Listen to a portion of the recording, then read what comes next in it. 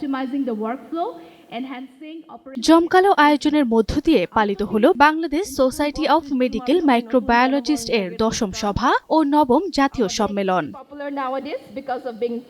এই অনুষ্ঠানে প্রধান অতিথি হিসেবে বক্তব্য রাখেন বিশেষ সহকারী স্বাস্থ্য ও পরিবার কল্যাণ মন্ত্রণালয়ের অধ্যাপক ডক্টর মোহাম্মদ সায়েদুর রহমান। বিশেষ অতিথি হিসেবে উপস্থিত ছিলেন স্বাস্থ্য শিক্ষা ও পরিবার কল্যাণ বিভাগ, স্বাস্থ্য ও পরিবার কল্যাণ মন্ত্রণালয়, ডাক্তার মোহাম্মদ সারোয়ার বারী, স্বাস্থ্য শিক্ষা অধিদপ্তরের মহাপরিচালক অধ্যাপক ডক্টর নাজমুল হোসেন সহ গণ্যমান্য ব্যক্তিবর্গ। আমরা চেষ্টা করছি মন্ত্রণালয় থেকে আমাদের মেডিকেল মাইক্রোবায়োলজিস্টদের অবস্থানকে আরো সুদৃঢ় করার জন্য, এবং শিক্ষক ঘাটতির বিষয়টি উল্লেখ করেছেন, আলোচনা হয়েছে ইতিমধ্যে, এটিও আমরা পূরণ করার জন্য চেষ্টা করছি। বর্তমানে 37টি মেডিকেল কলেজে অধ্যাপকের 21টি, সহকারী অধ্যাপকের 33টি এবং সহকারী অধ্যাপকের 50টি পদ রয়েছে। আমরা ইতিমধ্যে মাইক্রোবায়োলজিস্টদের গুরুত্ব বিবেচনা করে আরও 37টি অধ্যাপকের পদ, 69টি সহযোগী অধ্যাপকের পদ এবং 126টি সহযোগী অধ্যাপকের পদ মিলে সব মিলে 225টি আরও নতুন পদ সৃষ্টির জন্য আমরা মন্ত্রণালয় থেকে জনপ্রশাসনে আমাদের প্রস্তাব প্রেরণ করেছি। মাইক্রোবায়োলজি সহ বেসিক বিষয়ে শিক্ষকদের প্রণোদনা দেওয়ার জন্য, যে প্রণোদনা 20% ছিল, আমরা ইতিমধ্যে এটি প্রস্তাব আমাদের মাননীয় প্রধান উপদেষ্টা আমাদের কাছে পাঠিয়েছিলাম, তিনি অনুমোদন করেছেন এটি 100% প্রণোদনা দেওয়ার জন্য।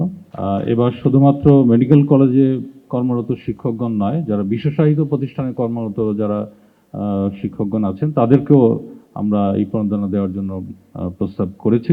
মেডিকেল মাইক্রোবায়োলজিস্টদের গুরুত্ব ইতিমধ্যে অনেক বৃদ্ধি পেয়েছে। এটা আমি শুধু সরকারি ক্ষেত্রে বললাম, এখন সরকারি ক্ষেত্র ছাড়াও বেসরকারি ক্ষেত্রেও একইভাবে মেডিকেল মাইক্রোবায়োলজিস্টদের উপযোগিতা এবং প্রয়োজন আমরা বিশেষভাবে অনুভব করছি। এ সময় অনুষ্ঠানে উপস্থিত সকলে জুলাই আগস্টে শহীদদের আত্মার শান্তি কামনা করেন এবং বর্তমান তরুণ প্রজন্মের সাহসিকতার প্রশংসা করেন। অ্যান্টিমাইক্রোবিয়াল স্টুয়ার্ডশিপ তথা অ্যান্টিবায়োটিকের যথাযথ ব্যবহার এবং জনসচেতনতা এই মুহূর্তে অতি প্রয়োজন। Bangladesh society of medical microbiologist এই গুরুতর সমস্যা গভীরভাবে অনুধাবন করে এবং এর সমাধানকল্পে জরুরি ভিত্তিতে নিরলসভাবে কাজ করে যাচ্ছে। I'm a virologist, that's part of the microbiology, and I've been working in virology for a long time, discovering new viruses, etc. But one of the big problems in the world that I was speaking about is rabies. And rabies is a real problem in this country. We want to set up now a strategy to develop with a number of groups here and with the help of the government to really start making a vaccine on this new principle that we have developed. And this new principle will make it possible to have a vaccine production in the country and at affordable price. Because the problem with the rabies vaccine and definitely with the antibodies, it's too expensive. এ সময় microbiology গবেষণায় সরকারি বিনিয়োগ ও সমর্থন এবং microbiology গবেষকদের জন্য সরকারের পক্ষ থেকে সর্বদা সুযোগ সুবিধা থাকবে বলে জানান অধ্যাপক ডাক্তার মোহাম্মদ সায়েদুর রহমান।